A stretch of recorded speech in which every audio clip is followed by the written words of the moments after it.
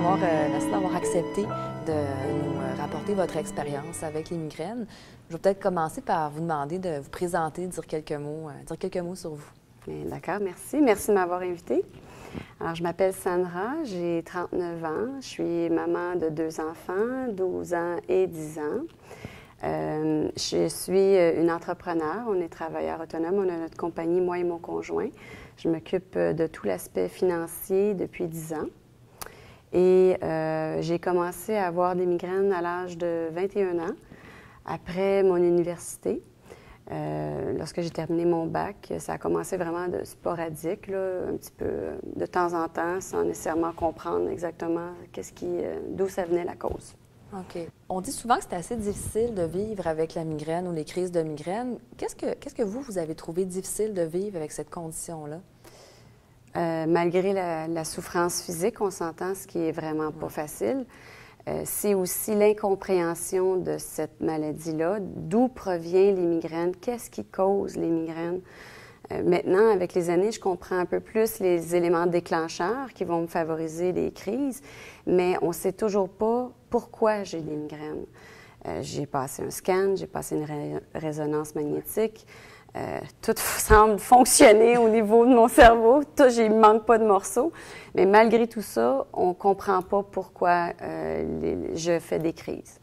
Donc, et aussi de répondre aux questions de toutes les gens autour de moi qui veulent mon bien, évidemment. Donc, ils me posent plusieurs questions que j'ai nécessairement pas la réponse. Fait que, puis au début, quand on commence à avoir des crises de migraine, on essaie aussi par nous-mêmes de trouver des réponses.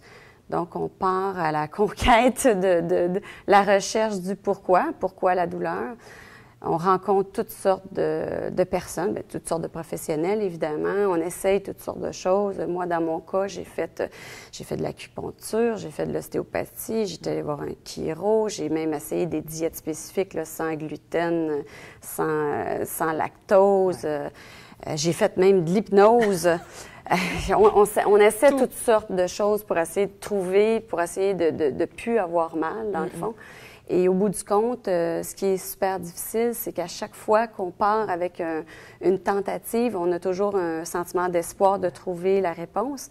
Puis c'est l'échec aussi, parce que ça ne fonctionne pas. Parce que dans le fond, oui, une petite accalmie d'un mois ou deux, puis après ça, pouf, il y a une rechute. Donc on vit beaucoup de déceptions, plus de douleurs physiques. Puis avec tous ces essais-là, toutes ces déceptions-là, vous continuez d'avoir des crises, de vivre ça au quotidien. Comment est-ce que votre entourage réagit à ça? Qu'est-ce que les gens vous disent au sujet de vos crises? Bien, eux aussi, dans le fond, ils comprennent pas. Tu sais, il y a beaucoup... c'est toujours... Ça ressemble autour de ça. Ils essaient de m'aider. On entend de toutes les couleurs. Hein? Va prendre une marche, ça va t'aider à faire de l'oxygène. Fais plus l'amour. Hein? Faire l'amour, ça fait du bien, alors ça va te changer les idées. Mon Dieu, fais plus d'exercice. Bon, ils essayent n'importe quoi, dans le fond, pour essayer de nous encourager à avoir mieux. Puis au bout du compte, bien, quand on essaye toutes ces choses-là, bien, souvent, ça fait même accentuer la crise. Donc, on revient à essayer de faire à semblant qu'on écoute la personne, mais dans le fond, on n'écoute pas parce qu'on sait qu'il ne faut pas aller de ce côté-là. Puis, mais par contre, on essaie de leur expliquer la douleur parce que la douleur, ça paraît pas.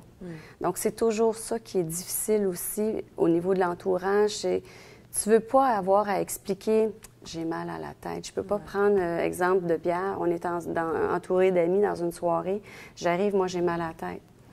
Donc, si je prends de l'alcool, ça va augmenter. Alors là, c'est toujours au niveau du contrôle et de la retenue.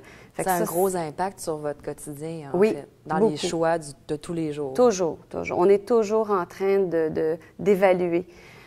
Bon, OK, si je fais ça, qu'est-ce qui va arriver? Si je vais faire de l'exercice, est-ce que je vais être en forme le soir ou est-ce que, tu sais, même quand on fait de l'exercice, parce que je suis une personne très en forme, il faut que je fasse attention. Il ne faut pas que j'aille au-delà de mes capacités. Il ne faut pas que... J'ai fait du spinning pendant plusieurs années et j'ai dû arrêter parce que finalement, à la fin, à chaque fois que je me donnais trop, ça me provoquait des crises le soir.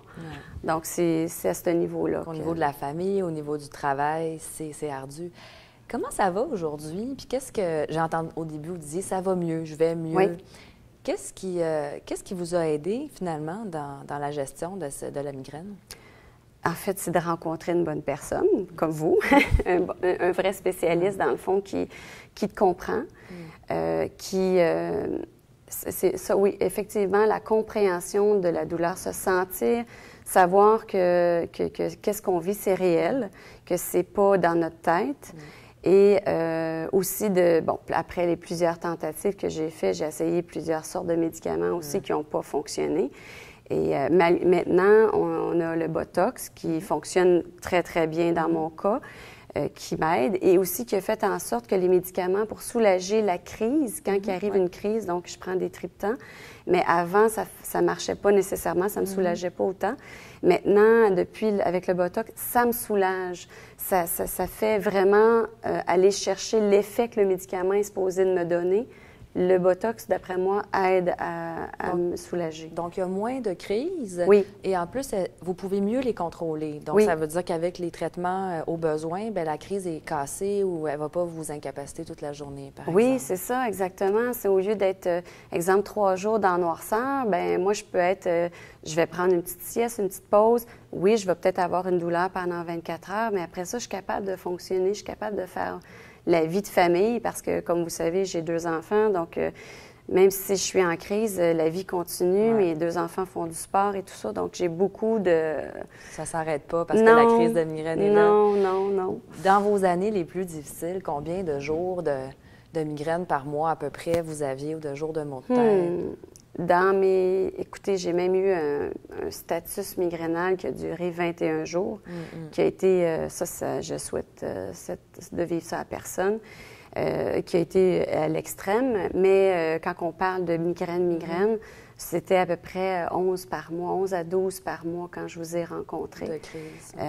Puis ça équivaut à plus que 2 par semaine.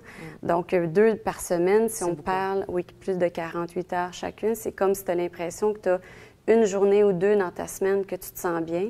Le reste du temps, tu es tout le temps en train de compenser, en train d'essayer de rattraper et de faire en sorte de ne pas sentir la douleur, d'essayer de la mettre de côté. Puis maintenant, combien de jours, combien de crises vous avez par mois? Dans la dernière année, j'ai vraiment eu une amélioration extrême. Je suis à 2 à 3 maximum par mois.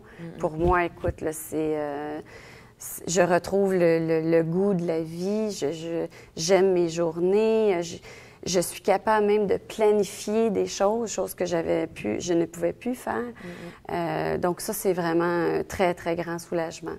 Les crises de migraine, ça peut être assez violent. Parfois, c'est imprévisible, ça n'arrive pas toujours au bon moment. Est-ce que vous pourriez nous donner des exemples dans votre quotidien de l'impact que les crises de migraine pouvaient avoir? Bien sûr.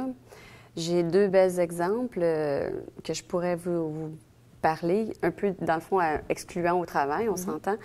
Comme je vous ai dit un petit peu plus tôt, on est très sportifs, on est une famille de sportifs. Mes 2 enfants font du sport de haut niveau et mon garçon fait du patin de vitesse. Donc, lorsqu'il y a des journées de compétition et que je sais que je vais aller à l'aréna, j'ai toujours un sentiment à l'intérieur que je sais qu'à la fin de ma journée, je vais avoir de la douleur. Parce que lorsqu'on s'assoit à l'aréna dans les estrades, juste les lumières qui éclairent la glace, c'est mortel pour mes yeux, c'est des néons.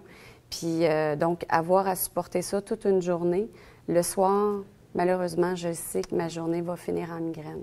Donc ça, c'est un petit peu décevant, ce niveau-là. Ça ne m'empêche pas d'y aller parce que, je veux dire, je ne manquerai pas cette expérience-là. Mais par contre, je sais que c'est quelque chose que je vais avoir à supporter en soirée. L'autre exemple aussi qui m'arrive assez fréquemment encore, malheureusement, c'est on a un beau réseau d'amis et on se fait souvent des soupers d'amis ensemble. Je me lève un matin, je suis heureuse, je sais que je vais rencontrer mes amis le soir, je fais ma journée. Fin de la journée arrive, mal de tête commence. Là, mon inquiétude. Là, j'ai le goût de ne pas y aller. Mais en même temps, je suis tiraillée parce que je veux aller les voir. Mais je sais que je vais avoir à supporter la musique. Beaucoup de personnes qui me parlent en même temps, donc je ne suis pas capable de suivre plusieurs conversations, difficulté à parler. Alors, tout ce sentiment-là de je vais avoir à supporter la douleur, entourée d'amis, et j'essaye que ça ne paraît pas parce que, dans le fond, je ne veux pas gâcher la soirée de personne. Donc ça, c'est des exemples que j'ai à vivre au quotidien encore, oui, qui sont malheureusement dommages, mais ça fait partie de mon quotidien. Tu respires. Donc, pour finir, en fait, je vous demanderais qu'est-ce que vous souhaiteriez aux personnes, aux jeunes personnes, parce qu'il va toujours en avoir des migraineux, en tout cas pour le moment, qui commencent leur vie de migraineux, qui ont peut-être 20, 25, 30 ans. Qu'est-ce que vous souhaiteriez à ces personnes-là? Ce que je souhaiterais, c'est qu'ils puissent avoir accès à un médecin, un neurologue, un spécialiste le plus rapidement possible pour être sûr d'être bien encadré, que le spécialiste évite de vivre toutes les étapes que j'ai eu à vivre. Tu sais, tous les différents intervenants qui, eux, je veux dire, ils veulent tous t'aider, mais finalement, c'est pas nécessairement nécessaire d'avoir à faire toutes ces étapes-là, toutes ces rencontres-là. Donc, quand tu vois un spécialiste qui, lui, te prend en charge, te comprend, sait qu'est-ce que tu vis comme douleur, est capable de t'orienter dans la bonne voie, ça, je pense que c'est un gros souhait que je pourrais faire. Que les neurologues continuent à faire des recherches pour essayer de comprendre d'où viennent les crises. Ça aussi, ça serait un autre souhait que j'espère pour le futur, dans le fond.